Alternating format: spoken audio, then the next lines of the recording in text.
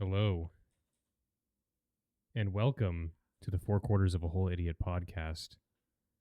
Once again, it's been like a month. I am one of your hosts, Noah, joined by my gracious co-hosts, Jay to my right on the screen. Jay, Hey, how are you? I'm not too bad, Second week of the season. Excited. Yeah, it's been good so far. We're gonna get into all of that, and Jay is an icebreaker for us, but we'll let him do that in just a second. We're also joined by bottom middle guy, Kev, Coach Kev, etc. How are you? Bottom middle guy's doing pretty good, pretty decent. We're chilling over here. Very nice. We are live on YouTube and Twitch right now, as normal. You could be watching/listening live right now. And then we're also up on Spotify, Apple Podcasts, following the show. Usually the next day things go up. So, however you're listening, thank you. We appreciate it. Jay, what is your amazing icebreaker? Let's hear it. Yeah, alrighty. So, what is your favorite Sunday football snack to eat while watching football? That's a good one. There's so many good choices. Let's Um, go to Kev. Oh no, you want to go first? no. Sorry, you go first. All I right, all didn't. right. Oh me, I was gonna throw it to Kevin. Oh, okay. I'll take it then. Never mind. I'll take it. Yeah, forget about Cap. So, um, my instant reaction is buffalo chicken dip. I've made it the last 2 Sundays. I found a recipe that's like healthier than normal. That's still like you wouldn't know the difference. So I've been kind of spamming that. I actually just had it again for dinner because I had leftovers. It's Let's go. delicious. Um, Either that or just chips and queso. Can't beat queso, but True. that's mine. I have to ask, what do you like to dip your buffalo chicken dip in, or like Well, what do you like to? Yeah. normally it's just tortilla chips, like out of the bag, but because I'm still just trying to be healthier, what I have been doing is I've taken these like carb balanced tortillas that are like high fiber, high protein. And what I did yesterday was I cut them into squares and sprayed a little cooking spray on them with salt and air fried them and basically like made healthier tortilla chips. It was very easy to track that, and I got to still eat my calorie deficit because of those tortilla chips. And so I just ate that and buffalo chicken dip all day yesterday. So That sounds pretty good. it was good stuff. So that's mine.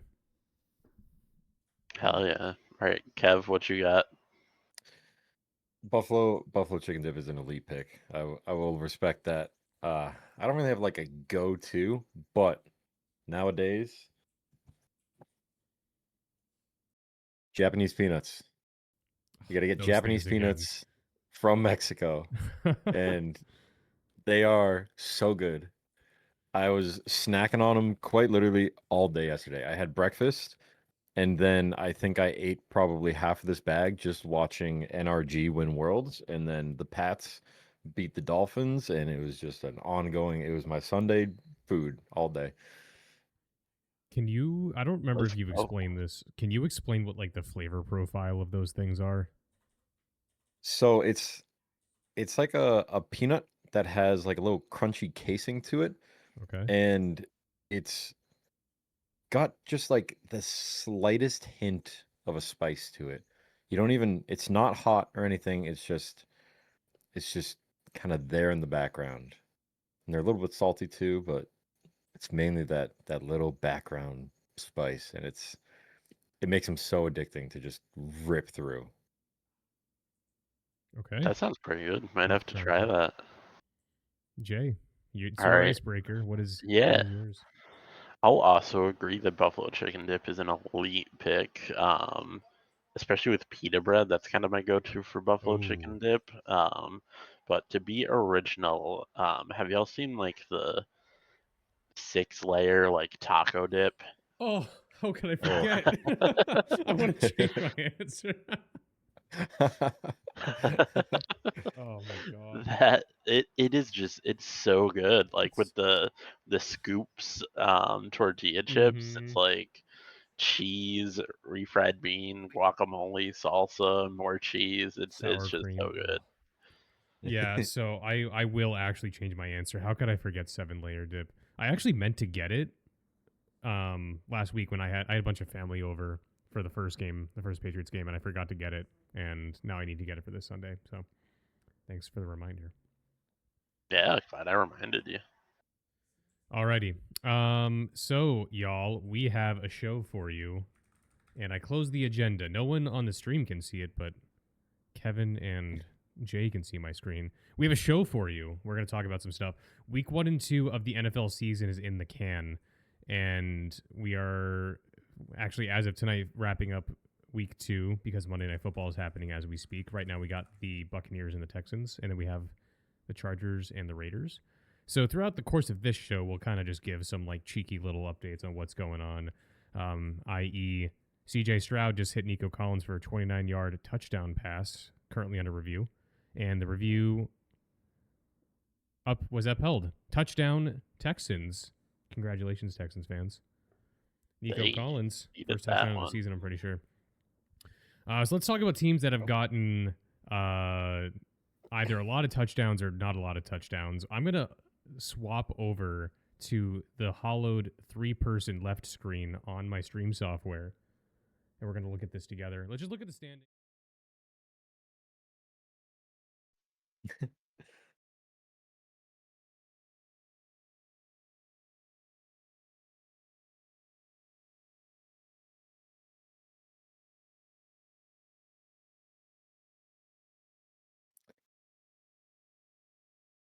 I mean, if you just, quickly rip it through this, I feel like the AFC East is kind of where people expected. The North is definitely not where people expected. The South, definitely not where people expected. The West, definitely not where people expected. I mean, the NFC, I think the NFC is a little more standardized if I'm remembering correctly. But there's, 2 weeks in, plenty of football to play. Things could be, yeah, I mean, these are more standard. These are kind of where we expected things to be falling. The NFC West all being 2-0 is kind of crazy that I know. they haven't had any real true division. I mean, they've had one divisional game, but I feel like a lot of the other divisions have already played 2 or 3 divisional games already. But I mean, plenty of football to play. The AFC is still plenty of time to kind of, even out to what we were expecting. But my God, this is all over the place. And I think the Cleveland Browns being 0-2 is the only one that we were really, truly expecting. And the Bills being 2-0.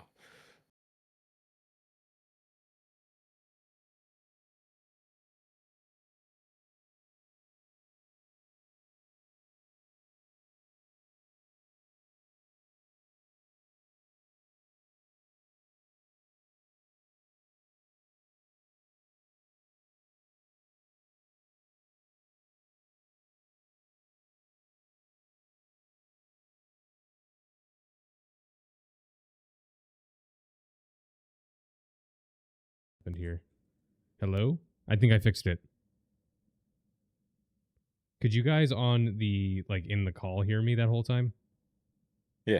Yep. Okay. I can hear you on the pod now too. I don't know when I cut out, but I want to talk about the Colts is what I'm trying to say. The Indianapolis Colts are 2-0. A lot of people picked this team to be maybe the worst team in the league, amidst several things, including like quarterback controversy, Daniel Jones getting the start. And here we are. They're 2-0. They defeated the Dolphins, which teams didn't necessarily, or people didn't necessarily rank the Dolphins super highly going to the season, but beat them decisively. And then they go ahead and beat the Broncos yesterday, which we need to remind ourselves. I think we collectively picked the Broncos to be an AFC, championship game contender. Yep. / in the game. So one of the best defenses in the game. Yeah. Yes. Yeah. So go ahead, Jay. I was gonna say a lot of it came from their first game against the Dolphins, but the Colts also have one of the better, if not the best, point differential right now.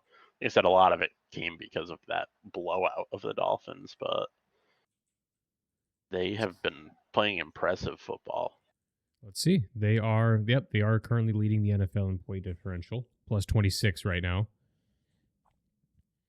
Yeah, what a surprise it's been for Daniel Jones over here. This is when you play a team like the Dolphins, he had a good stat line, and that was great and all. I forgot to plug this part. We always do our starts and sits on our website. I actually said to not start Daniel Jones this week, and I thought it was for a good reason, playing against the Broncos, but he actually put up a great stat line against the Broncos as well in that game. He played very well. He definitely wasn't carried to that victory. So Daniel Jones right now on the season, 588 yards, 2 touchdowns, 0 interceptions, and I think he has 3 rushing touchdowns between his 2 games so far. Yeah, as of right now, he's I think the number 2 fantasy quarterback. Yep. Like he's off to a great start in Indianapolis. This is already his 3 rushing touchdowns are the second most in a season in his career already in 2 games with the Colts. So that's crazy. Yeah, and that's funny. He only has 28 rushing yards, but the season, I think it was 2022. He had his best season. I think the Giants made it to the wild card and maybe even won that wild card game. And that was the season he really started using his legs. So if he can really get going with that, he's gonna look for fantasy purposes like one of the best options out there until someone stops him. So I'm all for it. I think you're right. I think that was the year where they beat the Vikings in Minnesota, right? And everyone was like, what a throw by the Vikings. That might have been it. Yeah. Yep, that's correct. That is it. 2022 versus the Vikings. Yep, that was the one decent season the Giants had, record-wise, with Daniel Jones out there. So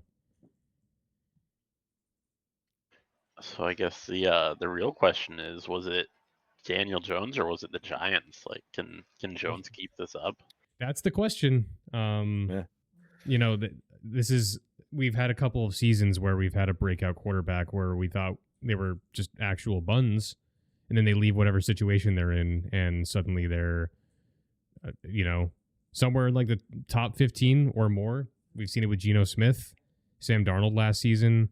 I know there's other examples that aren't springing to mind immediately, but Baker Mayfield.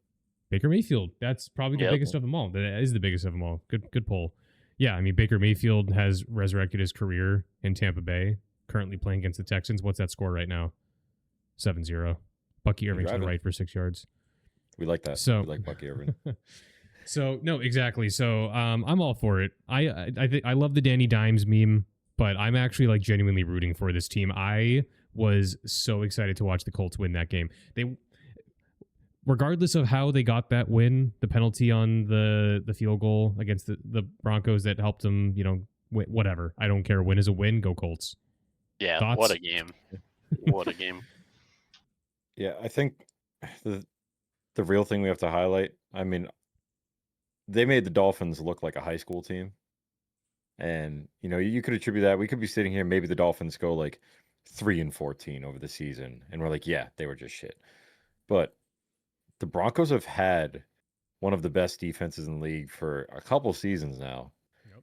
And they still, by all means, I don't. Was there any turnovers at all by Indianapolis? I don't think so, right? Was there? From Danny Dimes, at least. Yeah, I don't think so. Jonathan Taylor played a fantastic game too, by the way. Team stats, let's see. Turnovers. Am I missing this? Turnover 0. Only turnover in the game was an interception from Bo Nix. So the Colts have, through 2 weeks, not once punted or turned the ball over. That's insane. That's absolutely insane. I know, you can beat up on one team. But just the fact that they set an NFL record by scoring on every drive against the Dolphins is crazy, because how many teams should have already done that? Why did not the 2007 Patriots do that? Why didn't the 2013 Broncos, 2015 Panthers, these insane super teams that were just beating the shit out of everyone? Why haven't they done it? And then the goddamn Indianapolis Colts go and do it. And then they do it again against one of the best defenses. It's crazy what they're doing. So to add on to the Carfax, the Colts have the second most yards per game in the NFL right now, only behind the Bills. By 9 yards total. Yeah, that's crazy. Defensive side of things, they are top 5. They're 5th in yards allowed, 267.5. So, Doing good. off memory, I'm pretty sure the next game up for the Colts is the Titans. So they have a Another possible beatdown. So they should be 3-0. in Yeah. theory. It is their first away game. I'm pretty sure. That's true. Let me confirm. Yep. So, we'll see. We'll see. I can tell you for a fact, as someone who rosters Daniel Jones and JJ McCarthy in my main fantasy football league, Daniel Jones is getting the call this upcoming week because JJ McCarthy was hot garbage. He looked like a rookie quarterback. He's played one good quarter of football, and that was enough. After week 1, I'm getting off track. That was enough for me to want to start him in week 2. But yeah, Danny Dimes getting the call week 2 for me. Yeah. Okay, so that's the Colts. Let's go to the other side of things. Let's talk about an 0-2 team. Let's talk about the current AFC champions, the Kansas City Chiefs. 0-2 on the season. Refresher for people: they lost on last Friday in Sao Paulo, Brazil, to the Chargers, 27-21. And then they lost the Super Bowl rematch to the Eagles, 20-17 yesterday. I guess we'll do this for all the teams we want to cover, but in terms of total offensive yardage per game, the Chiefs are eyeball glance somewhere in like the bottom 14 or so in the league. Great. Yeah. And then defense wise, they are a little higher. They're somewhere in like the top 12 or so, 14 or so. And so let's talk about the Chiefs. They're 0-2, last place in the AFC West right now. What's going on here? Is it just a matter of the schedule situation? I think maybe a little bit, and they're not winning these one-score games anymore. I mean, they won what, like 12 one-score games last year, something insane like that. Like, I'm just watching. Kevin's smile just grew 3 sizes. Bro looked like the Grinch for a second. No, this is exactly what we talked. Yeah, we talked about this when we tier listed the AFC teams. What, didn't the Chiefs finish 15-2 last season? 15-2. Yeah. So here we are. Let's look at some things here. Patrick Mahomes, 445 yards, 2 touchdowns, and 1 interception. I know he's done a bit of rushing this season. 123 yards on the ground, 2 touchdowns. That's quite a bit. Notably leads the Chiefs in rushing yards. There's some things to be said about the situation with the Chiefs. Of course, Rashee Rice is suspended and won't be available until week 7 or 8, something like that. Xavier Worthy is injured and is going to be out for an unknown amount of time. Unknown to me. I don't remember. Does anybody know? No. Let's see. He's looking good to play week 3, according to Ian Rappaport. I don't know. I guess it depends on the severity. Shoulders are weird, especially for a receiver. Mm-hmm. Some you can tough out. Some you if it was a knee, you're not running on that. But shoulder, maybe you can just kind of ignore it, So, I do want to point out that this is exactly what I said was going to happen. They can't keep getting away with it. No, take your victory lap. Go ahead. They, a bit of an overreaction. It is week 2. Like I said, plenty of football to play. But this makes me very happy as a Chiefs hater. The Eagles, very good team, but you get them at home. Should you be winning that game, especially as an AFC reigning champion? Probably, if you're supposed to be as good as people say you are. The Chargers, away in Brazil. I know it's a weird game. It's Friday night. It's in Brazil. Kind of weird. But previously, they had beaten the Chargers 7 times in a row. So you think they're able to wrap that one up, and they can't. So makes me very happy. They should beat the Giants. Yeah. Obviously. Well, hold on. Actually, they should. Maybe not. Maybe not. After what we saw from fucking time machine Russell Wilson over here, he, Cease knows about this one. He dropped 400 something yards and got the 400-point bonus in our fun league and absolutely destroyed Seattle. So who knows how it goes with that one? It's also in New York, so a little bit of a bonus for Russell Wilson there. And then Ravens. Ravens are dangerous too. Yep. Like they could be 0-4, which would make me so happy. And they This one got they the should clean up. Jags. They Just should ruin the Jags, but you know, And they got the yeah, Lions. just looking at the schedule ahead, it's tough. I mean, like Look you at said, you've got the this. Lions, you've got the the Raiders, Colts. who historically they don't play well. Yeah. Commanders, Bills, Broncos, Colts. Yeah, the That's Colts are going to be not an 11-0 easy when they schedule. face off, so who knows? Yeah. Listen, they will turn it around.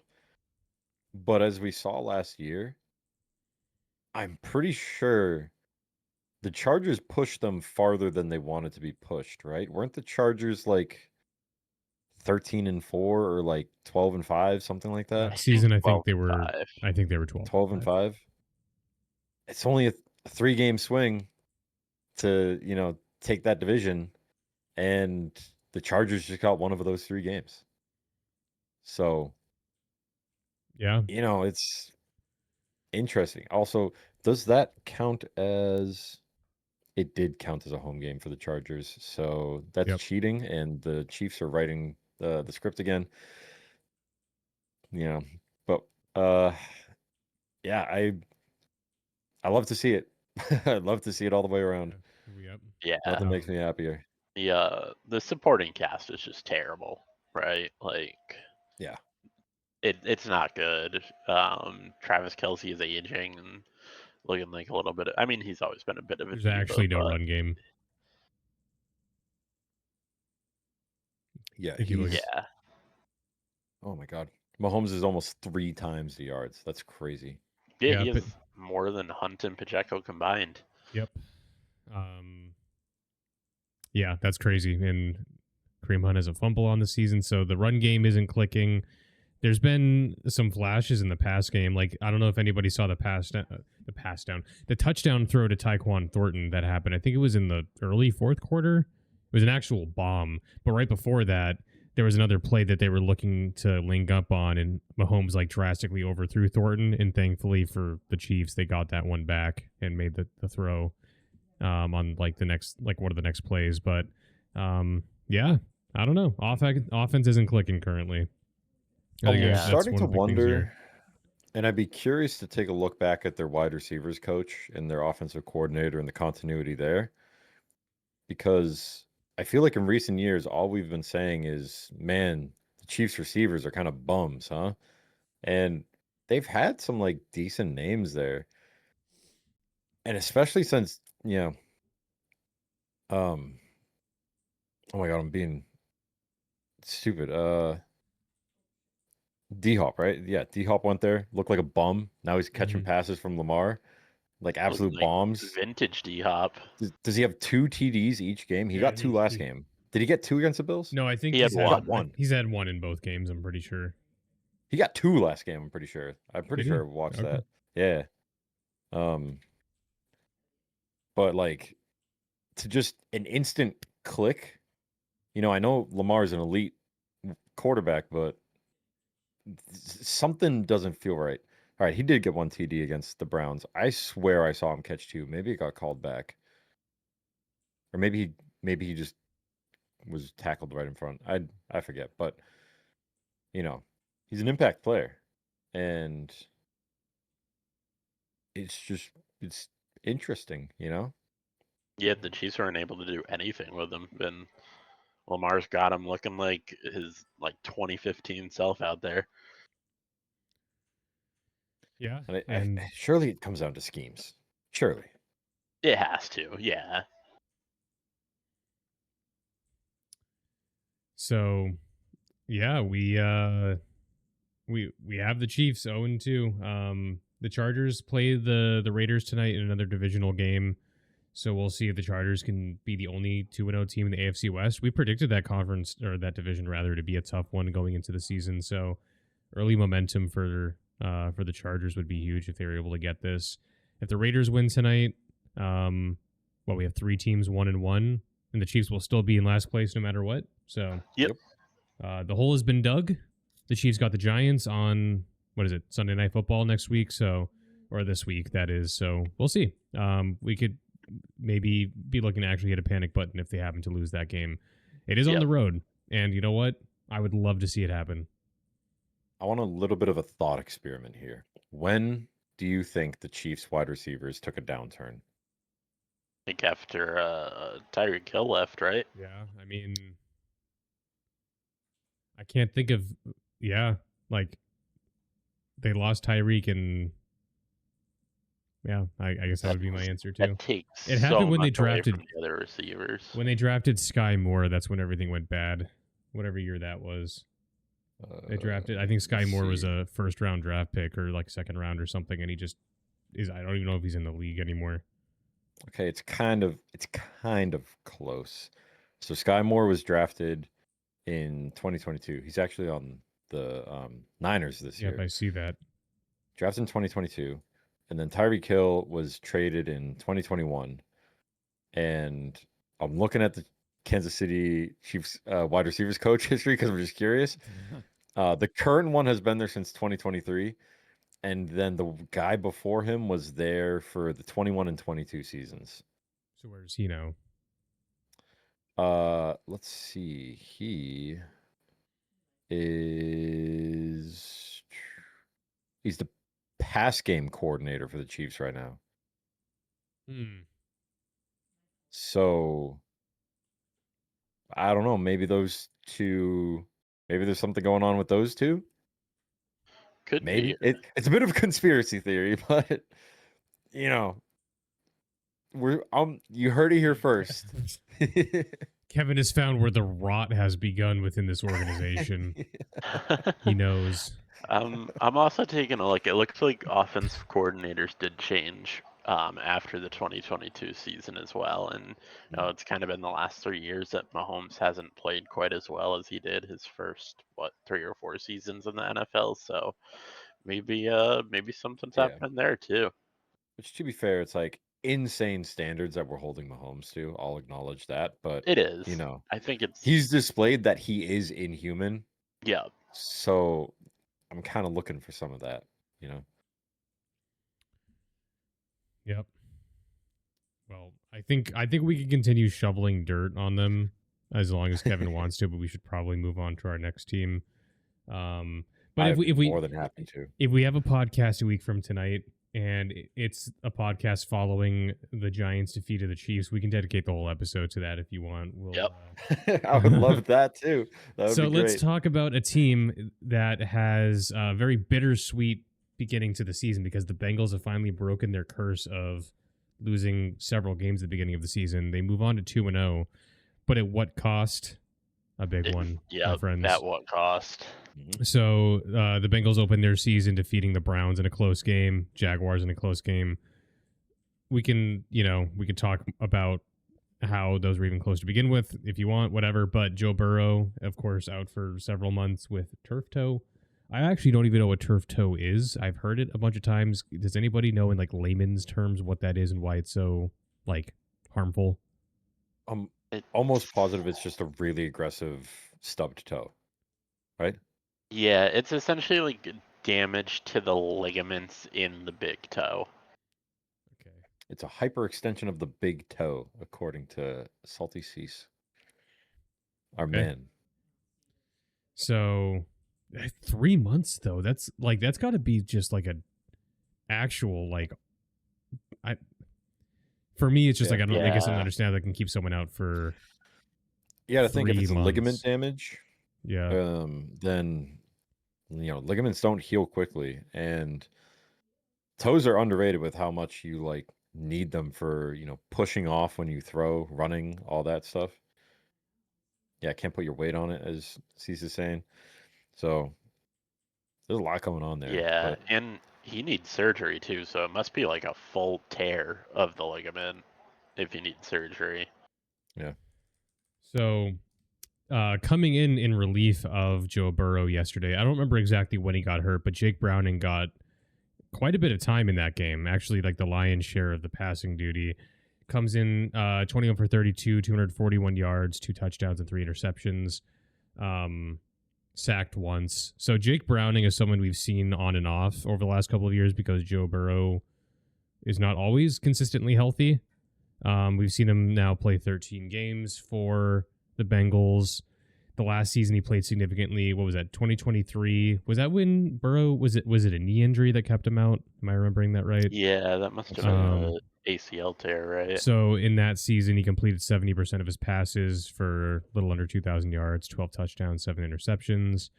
So the Bengals are without their MVP caliber quarterback for the next 3 months. So let's look at, just at a glance what their schedule looks like, and realistically, what are they going to look like when Burrow comes back in, I guess, what would that be, like early December, something like that? Yeah, it's gonna early be to tough. mid-December. 3 months. Look at this stretch. Yikes! So- Brutal stretch right there.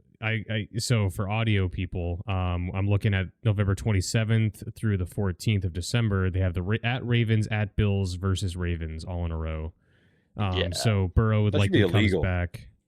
Burrow likely Best- comes back somewhere in that stretch, and that's just crazy. Yeah, I was I gonna say better best hope case. he's back for the Patriots game. Yeah, best case scenario, he's back for that game against the Ravens. I think. Worst case scenario, he misses that entire stretch. Yep. So before that stretch even comes, we have the Bengals at Vikings. The Vikings, honestly, that could be a dub. Yeah, if even JJ with McCarthy Browning, doesn't. it's like it's a bit of a toss-up, Yep. Yeah. If the fourth quarter of week 1 JJ McCarthy shows up, then the Vikings will probably win that game, but I don't know. We'll see. And then they have at Denver against the Broncos. That's a tough one. At home versus the Lions. It's Tough a game. one. And then they go to Lambeau against the Oh. Packers, which we'll get to in a second. We got Thursday Night Football versus the Steelers. The Steelers, I think the jury's still out on. These two games are weird. Steelers Jets. Yeah, It's weird in what way? because we watched them play and we were like, oh my god, maybe both these teams are really good, and then they just give the most dog shit performances in week 2, and it's like, okay, maybe they were both bad. So Isn't Justin Fields Jury's out. injured now too? He has a concussion, I think. yeah, it's not looking good. So those ones are weird. They could easily, Bengals could win those games. I feel like they're probably going to play out similar to the Jags game that they just had. And then we Yeah. have versus the Bears on the 2nd, and then at Steelers versus the Patriots. So, yeah, I mean, Jake Browning could have to really show up in a big way. The good thing, I guess, if nothing else, is that he has the weapons necessary around him on the offensive Yeah. side of the ball to kind of, buoy him a little bit. Obviously, you have probably the best receiver in the league. No one really argue that. T. Higgins and Yeah. Chase Brown, kind of like a triple threat there. The questions become like, can the defense hold up? And the defense did hold the Browns to 16 points, but I think It's the Browns. any other team could do that. The Jaguars, they allowed 27 points against. They got 2 picks too, so So It's a we'll toss-up. see. If I'm a Bengals fan, I'm not feeling so great currently because No. there's a lot of good teams in the AFC. I mean, realistically, there's like 3 teams in the AFC West that are probably going to make the playoffs, minimum of 2. You got the Bills, you got the Ravens, whatever team wins the AFC South. So, I don't know. It's tough. I like the Bengals. I like Joe Burrow. It's a bummer that something else has happened to him, especially following the season he just had. So, well, we'll Yeah, keep an eye it's on always them. it's the same story. We keep saying, get this man some help. Give him an offensive line. All of his injuries have come from getting sacked. See the writing on the wall, man. This is Andrew it's Luck brutal. 2.0. Just Gosh, protect the man. He's gonna be out of the league in 2 years. Andrew Luck, what could have been? Yeah. So that's the Bengals. I figured we should at least give them their due for starting 2-0 because I don't remember the last time they've done that. I know for a fact they didn't last year because our New England Yeah. Patriots defeated them in Yes, week sir. 1. It will get to them. This This is it's a got to be the Patriots. weakest 2-0 we've ever seen. Like they quite literally limped to this. They got Yeah, I mean, Yeah. you look at the what other was it? 2-0 teams, and the Browns held the Bengals to 7 yards in the second half of that game, Yeah, and they they somehow escaped yep, with a win. 141 total yards in that game. Like one of the worst performances of all time. They were just lucky they were playing the Cleveland Browns. So, but at least the Jags game was exciting. let's transition over. Let's talk about. There's one more team before we get to the Patriots. Let's talk about the Green Bay Packers. This is a team that I put on there as well. I think it's worth talking about them not only because they're 2-0, but because they've beaten 2 of the best teams in the NFC. In pretty decisive fashion. Not like they were blowouts, but still beating the most Lions and the consistent Commanders offense of all 2 time. weeks in a row. So, yeah, the Packers come in. They, of course, got Micah Parsons like at the final hour before the season started. Their defense has allowed 31 points. And that includes against 2 teams whose bread and butter is their offense, the Lions and the Commanders. Of course, both these games are at home, so that obviously factors in a little bit. But still, Packers are looking good. Jordan Love on the season, 480 yards, 4 touchdowns, 0 interceptions, and on top of that, nothing on the ground. But who needs to do anything on the ground when you have Josh Jacobs? Josh Jacobs has the second most carries in the league, 42, 150 yards, 2 touchdowns. Thoughts on the Packers? I think we thought they were going to be good when we first tier listed the teams a couple of weeks ago. Micah Parsons wasn't factored into our decision there. But what are your guys' takes on the Packers entering week 3?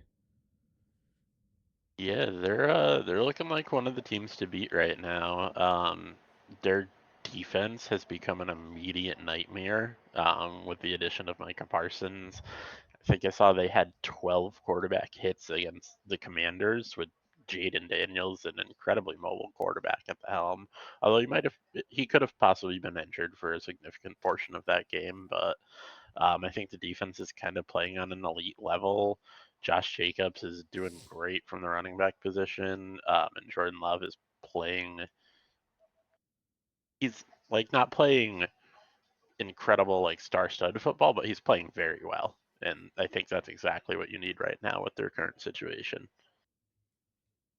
Yeah, I think we're genuinely looking at like it's tough to say it because the Eagles still exist, but the Packers are quite literally looking like Super Bowl favorites right now. Like they are just disgusting how they're destroying teams. Like the scoreline, I feel like doesn't really reflect how much they brutalized the Lions. Like Yeah, it doesn't. every single aspect of that game was completely controlled by the Packers. Right. I didn't get to watch the Commanders game, but the scoreline is still kind of pretty similar. It seems like I mean, yeah, look at the win percentage. Like the Commanders never stood a chance. They just it's like they just play this style of just like strangle football. Like we're going to control the game in every aspect on the most consistent level, so that way you just quite literally can't do anything about it. And they just come at you and come at you and come at you, and like Washington got 15 points in the fourth quarter. It's like the game pretty much like almost over by that point. Yep. They look disgusting right now, and I would not be surprised to see them in the Super Bowl. And I think Seattle sent me this actually, so we got to shout this out. It's like the past 4 Packers quarterbacks, I think, or no, the past 3 Super Bowl winning ones won a Super Bowl when they were 27. Yep.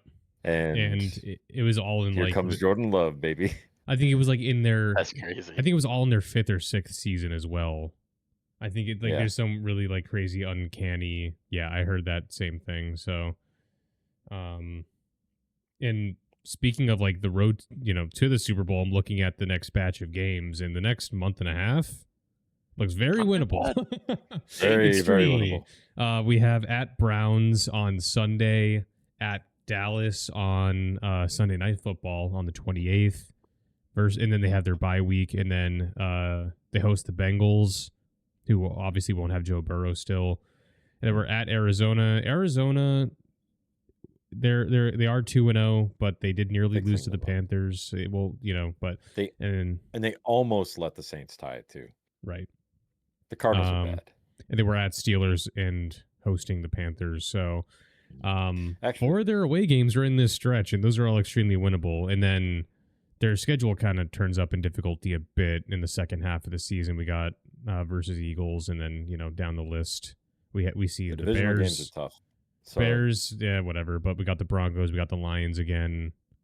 Ravens. So this is like just at a glance, I could see this being like a 13-14 win team if they keep this up for sure. Yeah, easily. I think they could be even more. They could be 8-0 going into that game with the Eagles. 100%. To be honest. 100%. And they kept it. They did play the Eagles last year, right, in the playoffs. They kept it real close. I think they played the closest out of any team that played the Eagles. 10-22 wild card loss. 22. Yeah. Iffy. I forget that game. 10-22 could be like, it's a weird scoreline. I am kind of excited to look at that Dallas game because I want to know if kind of yet another like gauge test with same Steelers and Jets. Are the Giants and Cowboys better than we think they are, or were they just both shit? So it's the second more one, towards the second option. It's definitely the second one, but like how much of a degree? If the Packers roll up into Dallas and just fucking rout them like 50-0, I would love that. Oh yeah, that'd be great. All right, there we go. The other thing that I just before I forgot it, I needed to point this out. I just have to say it.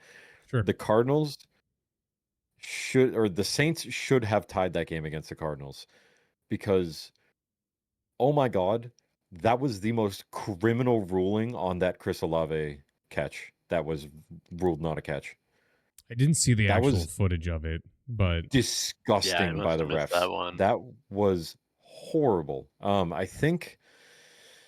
Let me see if I can just find the link real quick. I found a video for it, and it was, oh my God, it was so bad. Let's see.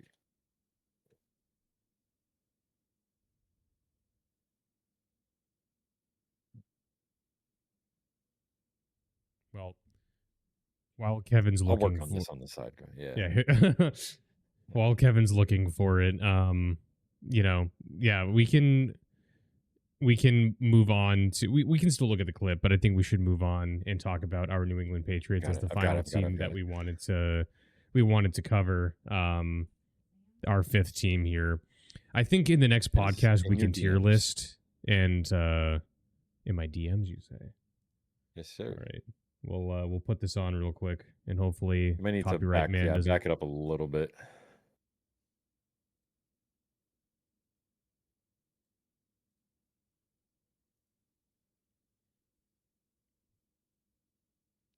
Hopefully Mr. YouTube doesn't get mad at us. Oh, I did see this. I remember now. Yeah, they called that not a catch. Not a catch. Actually criminal. That's is the most caught ball of all time. It doesn't even hit the ground. The ball never touches it. He regains control of it incredibly quickly. So I'm not saying that he didn't catch it, but like you're gonna tell me that Julian Edelman catches that pass against the Falcons and you rule that clear as day, and then for real they call that not a catch. Yeah. So okay, I feel for the Saints there. It's crazy. And at that point, let's see, it was a minute 30, and they would have been at the 50-yard line. Yeah, that's tough. But instead, they had to do it all again and waste more time, and then they didn't have the time. So, yeah, I'm still shocked about that. It's going to live rent free in my head for about 3 years. So you're telling me that the Cardinals are the fakest 2-0 team in the league? Yes, exactly. Yeah, That's I mean, absolutely. like I said, they nearly lost to the Panthers. They allowed like 350 passing yards to Bryce Young. Yeah, that was a close game. I didn't see the entire thing, but I watched the final stretch. Yeah. But win's a win. NFC West is going to be really competitive, so they should be thanking their lucky stars. They're 2-0 right now. Yeah. So a team that isn't 2-0 and should be is the New England Patriots. The new look Patriots entering the season, new offensive coordinator, new everything, new head coach. A lot of new things coming in for the team. We have said this many times, but we are all Patriots fans here at 4QWI. Our bias is very obvious. I think we try to be realistic about things, but 1-1. They lose to the Raiders in week 1 in a game that was very winnable, just kind of sloppy. And we beat the Dolphins yesterday in crazy circumstances. I was watching the game, as I'm sure you guys were. Saw the punt return for a touchdown from Miami and lost my mind. And then immediately after, Antonio Gibson rips back like a 91-yard kickoff return. Sure, why not? Why not? What do you guys have to say about the New England Patriots as of right now? How do we feel about the team? Are things coming together the way we wanted? Are we still clinging on to wild card hopes, or do you think this team isn't ready quite yet? I think I still got to see a bit more to make an absolute call on that. I think as of right now, they're probably still on the outside looking in. Drake May played a phenomenal game this past Sunday, which was good to see because his week 1, second half specifically was a little bit rough, but the offense especially looked pretty good against Miami. Got to give Ramondre Stevenson his flowers too. He had an incredible game. I think career-long catch for Ramondre Stevenson, as well as a career-long pass for Drake May on the same play. So I think I'm still tempering my expectations a little bit, but there was a lot of promising things from this last game.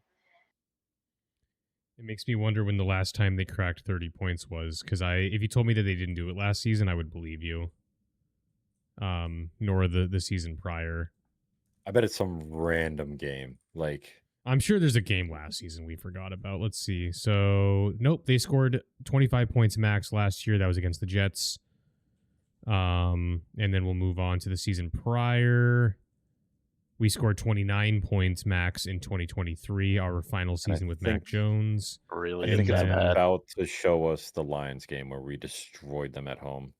No, we actually only scored 29. So we have scored, other than yesterday against the Dolphins, we've scored 30 points plus once since 2022.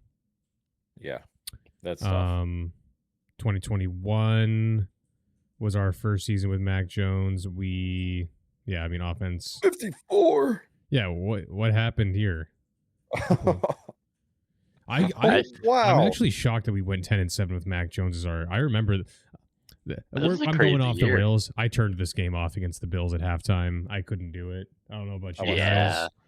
I watched every second. 27-3. I painfully did as well. I turned the game off. I don't know.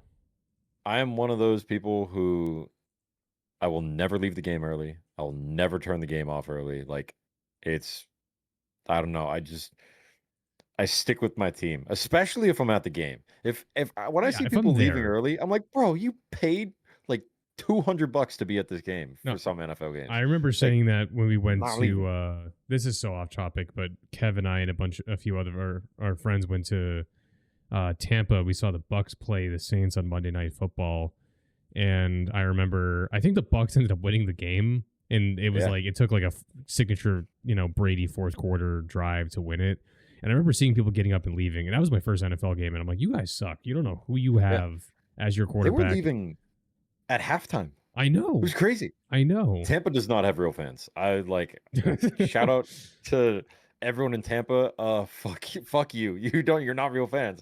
It was Tom Brady versus the Saints, Monday Night Football, divisional game. Yep. That stadium maybe got 2/3 full. Yep. Which is That's crazy. insane. That was a close game too. Down to the wire. It was so cool to be time. there. So I'm in the middle, Kev. I will turn off the TV sometimes, but I wouldn't leave early. So I'm in the middle. But anyways, returning to the Patriots now, we scored 33 points, plus 30 for the first time since 2022 against the Dolphins, divisional game. I love this graph. Where do you think they returned the punt and then we Yeah. returned the Uh-huh. kick? That's I insane. wonder where. Um, I mean, my thoughts on the Pats right now is I'm kind of giving them the benefit of the doubt a little because I think the pass rush looks way better than it has for the past like 4 years. Oh yeah. You know, I think the secondary is way worse than we were expecting it to be, but I think the secondary also relies on schemes a lot and the fact that our number one corner is out. Like the Yeah. fact, Who's like a top corner in the league? Yeah, that makes a big yeah, difference. just having a guy that you can toss on an island and be like, mark their number one, don't do anything else, completely changes the game. They definitely felt that against the Raiders because, I mean, Brock Bowers is just tearing us apart. You have Christian Gonzalez to get out there. Brock Bowers maybe has like half the yards that he got. In general, though, I'm giving them the benefit of the doubt because, I mean, Jay called it. The Raiders are supposedly going to be better than they were last year. Um, and then, but like, I look at the Raiders and they have they have some pretty decent weapons there, you know? They do. Like Bowers, Jonty, and, Myers is a third. Not bad. Geno Smith slinging it around. That's pretty good. Yep. You look at the Dolphins, you know, if Tua's not seeing stars, their offense should be one of the best in the league. They have insane wide receivers. So, as far as, team matchups, I feel like they should have won both these games, but just looking at the offenses they had to face, you know, they should have done better with the Raiders, but I don't blame them for letting the Dolphins put up 27. Like, it's the Dolphins should be putting up 27 every game, you know? The fact that the Colts held them down, like, praise the Colts. But I'm curious to see. I think the Steelers is going to be a very good pulse check here where, where exactly are we at? It's kind of like a Raiders 2.0 type game where I think the Steelers could come out slinging, they could not. It really depends. The Steelers are really weird looking right now, but if the Pats can win that game and especially decisively, I think we have a real shot at the wild card. Mm-hmm. But even, outside looking in, that could be like, Bengals last year. Comes down to the last snap pretty much. So Yeah. I think there's still playoff contention for sure. Yeah. I mean, looking at it too, like aside from like the Steelers will be a very good pulse check. After that, aside from the Bills, the schedule isn't too bad It's until you very kind of winnable. go to Panthers Tampa winnable. Bay. Saints winnable. Titans winnable. Browns winnable. Even the Falcons. The Falcons are kind of down lower than they should be right now. You Yeah. know? And after that, after the Bucks, you got the Jets. It could be a really interesting season. Bengals, if Burrow's not back, who Yep. knows? Giants, a couple of tough matchups after that, but Yeah. then you end the season with the Jets and the Dolphins at home. It's they have a real shot. It's just I also gave them benefit of the doubt with the Raiders specifically because, like you said, completely knew everything. And this is where they had to try and tie it all together. So, first game of the season, getting some of the kinks out, fine with that. Dolphins started to look a lot more well rounded, Secondary was still kind of shit, but like I said, benefit of the doubt with the wide receivers they had to face. If they can come in and they can lock down pretty much DK Metcalf and who else? We're starting to talk about something, right? Who else you ask? I don't Do they even know. still have They got Calvin Austin is their number 2 receiver. That's who it is. Yeah, like eh, not they don't have the most impressive team. Those are very winnable matchups. Yep. So Yeah. I'm curious to see. And I haven't kept up, but the Steelers usually have one of the better offensive lines in the league. I don't know how they are this year, but that would be a good eye test for our defensive line. especially since those guys are humming right now. Indeed. Yeah, Yeah, go ahead, Jay. I was just gonna say, yeah, it's nice to see us actually getting pressure on quarterbacks on defense like that. It feels like it's been forever since we've seen that. I mean, a sack ended the game yesterday. Yeah. You know, and that was a sight to see. Like everybody, I think Spec said this in the chat, but like he instantly said worth every penny, and so did one of the commentators during the game, and it was like, yeah, sometimes you got to spend money to, you know, to get the pieces in there. So Yeah. There it is. I was curious, and I was like, I wonder if I looked up so far through the first 2 games, sack leaders, number 1, New England Patriots with 9. How about that? Packers are That's second with 8, Rams with 8, Saints with 8. Wow. And then Falcons with 7. But Patriots leading the league. They're getting to the quarterback, which is like, thank God we finally are. Here's your action update, by the way. Monday Night Football live. Less than 7 minutes left in the second quarter. Buccaneers lead 14-10 over Houston. There you go. There you go. Ibuka has another touchdown for the Bucks. Look at him go.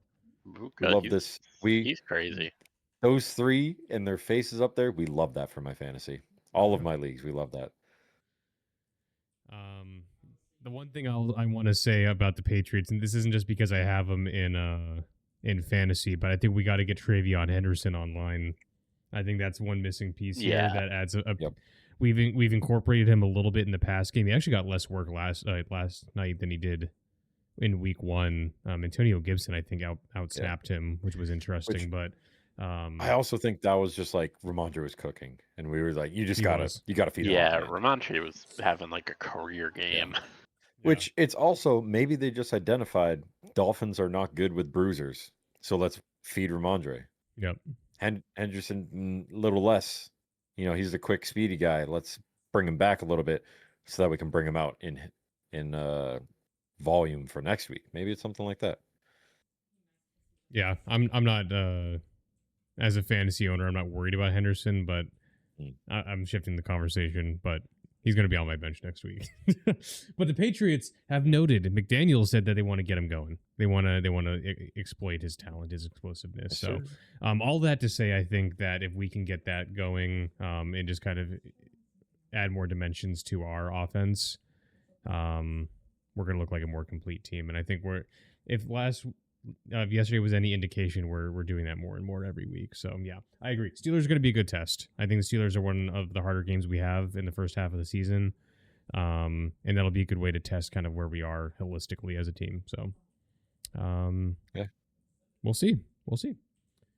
Okay, so we've talked about the Patriots. I think the last thing that we wanted to quickly go over, because we're a little bit over an hour now, is just maybe some of the injuries that have happened. We've touched on a couple of them, but some of the more notable things that have been going on in the NFL and what's been shaking up the league a little bit and how these teams might be affected. So we talked about the Bengals. We talked about Joe Burrow. Another quarterback that we haven't spoken about yet, and we'll talk about him quickly, is Brock Purdy of the 49ers. He is down with an injury, which is what? I don't remember. I clicked the wrong person. It's whatever. I can't remember what it is, but whatever it is, it's not like too serious because he could be back next week. If not, probably week 4. I can't find what it is. I remember seeing, it said he could miss weeks, but that was 4 days ago. Apparently, also turf toe. Oh, different kind of turf toe. Toe and left shoulder. Salty in the chat. So, yeah. I think one of the things that we should point out as Patriots fans is Mac Jones balled out versus the Saints yesterday. Did. Look at this stat line: 279 yards, 3 touchdowns. I think 1 interception on the day. No interceptions. Look at that. So maybe Mac Jones is going to be another quarterback that gets unlocked when he leaves a shit franchise. The magic of Kyle Shanahan as well. Yeah, there's the magic of Kyle Shanahan. So the 49ers are without Purdy for an unknown amount of time. Could be a couple more weeks. It could have just been this 1 week. But next up for them is divisional game against the Cardinals on Sunday. Were you going to say something, Kev? They better win. Yeah, I mean, I'm just thinking about like we were talking about quarterbacks that leave and then pop off. I never once thought that it was Mac Jones's fault. I genuinely, like, the whole time I was like, we fucked him over. Like, we did this to him. Even if he looked We shit, absolutely did. we did it to him. So I would be so happy to see him, ball out for the 49ers. Maybe he gets a deal with like some other team after this year and he's able to be their starter, a little Daniel Jones, Sam Darnold type style. I guess this would be more akin to like Baker Mayfield. He hopped around to a couple being a backup and then someone said, you know what, we liked what we saw from the backup, come be our starter. So I'm hoping he succeeds. I'm still a Mac Jones fan. I think he's a good quarterback. It's just, God, did we ruined him. Yeah, So he needs to heal. having a pretty decent rookie year under Josh McDaniels, and then immediately having Matt Patricia be your offensive coordinator, like Oh yeah, the Patriots did and Mac Jones so dirty. we don't even need to mention the offensive line. Like, my Yeah, God, horrendous. only Joe Burrow's offensive line it was worse than ours.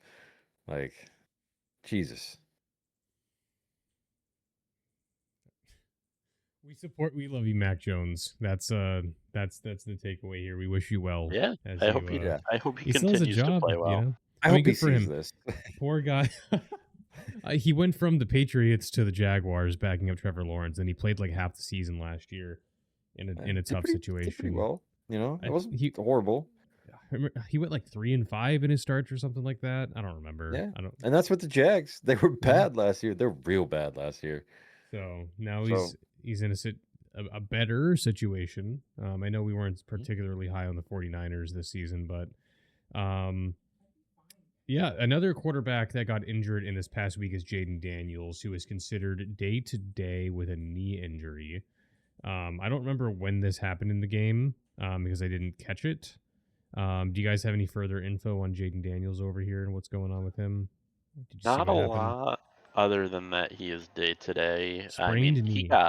he got beat up by the Packers. Like I said earlier, 12 hits on him. Just a rough game for him, I think. But oh yeah, he got hit on his left knee with Javon Bullard's helmet. First play of the fourth quarter. So, yeah, it says he got an MRI and no major damage was revealed, but yeah, I guess there's a chance that they might err on the side of caution and rest him for a week. I mean, looking at the upcoming Commanders schedule, you got Raiders, Falcons, Chargers in a row. If you're gonna try to not risk the injury, the Raiders aren't the worst team to sit him for. Out of curiosity, behind him is Marcus Mariota, 11-year vet. I cannot believe he's been here. Be interesting. So I mean, if nothing else, you have a serviceable quarterback for a game if you need against the Raiders. But that's Jaden Daniels. Any other injuries that we haven't spoken about that are like very, very noteworthy? I can't think of any, but I think those are the biggest ones. Yeah. Let's talk about kickers. Younghoe Koo of the Falcons. You want to talk about kickers? How about we got 2 60-yard field goals across the first 2 weeks, which both result in 400-point bonuses in the greatest fantasy league of all time. We didn't talk about this. We were talking about the Patriots, but Andy Borregales might need to be out the door. I don't know. He's a rookie, and that it is what it is sometimes. But it's crazy that he redeemed himself after missing a couple extra points, and then immediately biffed it on the next play. He boofed the kickoff. He sure did. That was I was looking away from the TV, and Morgan actually noted that she was like, I don't remember what she said, but she told me. I looked up, and I'm like, what are you talking about? It's landing zone. Yeah. So yeah, I don't know. It just feels like Chad Ryland all over again, and those were dark times. And Chad Ryland actually has a job still, which is crazy. Chad Ryland is one of the best kickers in the NFL right now. Wait, what? Dead ass. Yeah. He went to the Cardinals and he made like 10 field goals in a row or something, and he didn't miss a single, and they were all over 40 yards. He was crushing it last year. 50 plus, 28 for 32 last year. That's crazy. He was insane last year. and I was crying. And now he's, still doing pretty good. 4 for 5 for a start to the year. That could easily turn into another like 80+% year. Oh, that's crazy. So Shout out Chad Ryland though for letting us get Drake May, TBH. Yeah, that's true. And then yeah, you're right actually. And then yeah, I mentioned Young Hui Koo because it's just a funny thing with Specht because he names his fantasy football team after him. So Koo started the season, who by the way, I'm pretty sure was the most accurate kicker of all time among qualified kickers for like a while. And I'm not making that up. That was like a known thing. And I wonder if that's still the case on It's his Wikipedia because I knew this like as a fact. it's He probably was if you go back to his thing. leaders all time. I know I spelled that wrong, but It's definitely dropped. Oh, he's 14. he It's he had probably some. Tucker, right? Yeah. Well, if you go back to his player profile, I Yeah. bet it was in 2021. Because look at that field goal percentage. 50, Yeah. but it's only 3 for 6. Then he's Can I- 88, and then he's in the Let me go by 90s. year. So he was hold on. Is Football Reference going to cooperate through 2024 through 2023? He was number one. Okay, so he was fourth in 2023. 2022, he was.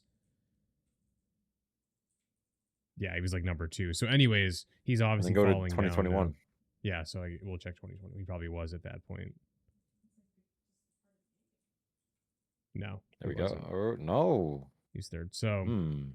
anywho, yeah. So John Parker Romo, who was actually on the Patriots practice squad, is now the kicker for Atlanta, and he was perfect for everything the other night. So, Youngway, if you need a job, New England's calling. I Shout Would out, not mind that. shout out, field goal percentage though for kickers all time. My favorite stat ever when Harrison Butker went on the IR, I think last year, right? And Justin Tucker and Eddie Pinedo, I don't know how to pronounce it. I don't speak Spanish. They give it a good both shot. went on like a 3 to 4 week tear of just the worst kicking you've ever seen. And Harrison Butker went from 3 to 1 while being on the IR. So it's just one of the funniest things to me that he did nothing and managed to go up. That's good. There's a lot of current kickers here, which is kind of crazy. Yeah. Yeah, I just want to talk about kickers because it just we could have this discussion, but it's just like it feels like not an easy job, but it is like at least you should be able to hit extra points routinely. Yeah. What is it? It's like what 34 yards away or something like that. I don't remember the exact Yeah. distance, but like I know they moved it back, and that caused kind of a domino effect a few seasons ago. A lot of kickers started missing it because it just all of a sudden is a new thing to get used to. But oftentimes what you see is like a missed extra point makes a difference between having like a 4-point lead or a field goal being able to tie a game. That sort of thing. It changes the context of the game so much, and when you miss multiple, like Andy did yesterday, we had to hit a 2-point conversion yesterday to make sure that a field goal wouldn't win the game. Yeah. I mean, you look at the Chiefs. Butker missed that field goal yesterday. Lost by 3. So, yeah, what we're saying is NFL teams, we're interested.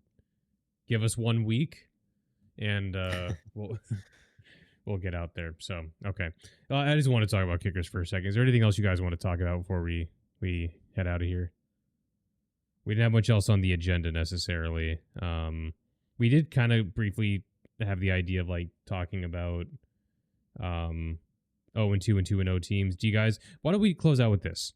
I will lead this. I'll participate, but let's just go over each 2-0 team and 0-2 team and give me like a 1-sentence maximum like gut reaction to that team.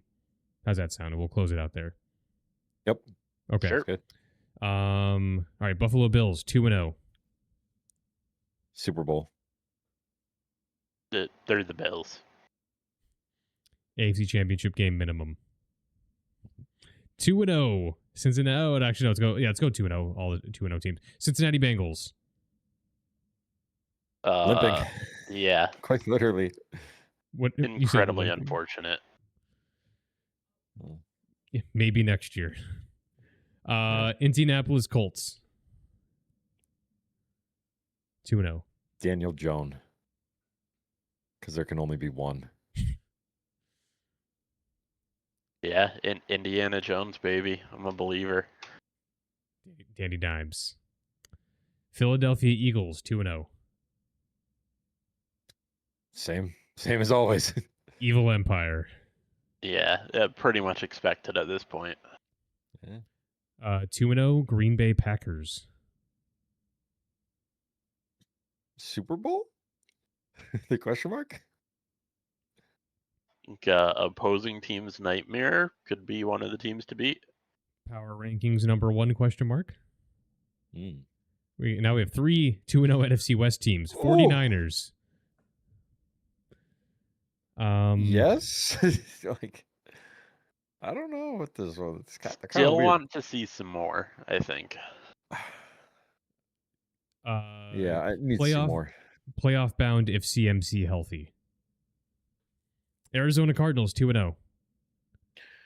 Beat a real team, Fake. then we're talking. Yeah, fake. Yeah, fake AF. And then we got the Los Angeles Rams 2-0.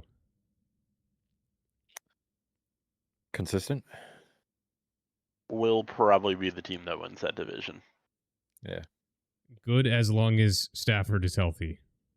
Yeah. All right. 0-2 teams. New York Jets. Oof. Fuck them. The Jets. Sucks to suck. Sucks to suck. Oh, my microphone just fell. Hopefully that wasn't too loud. I think it was. Miami Dolphins 0-2. Sucks to suck.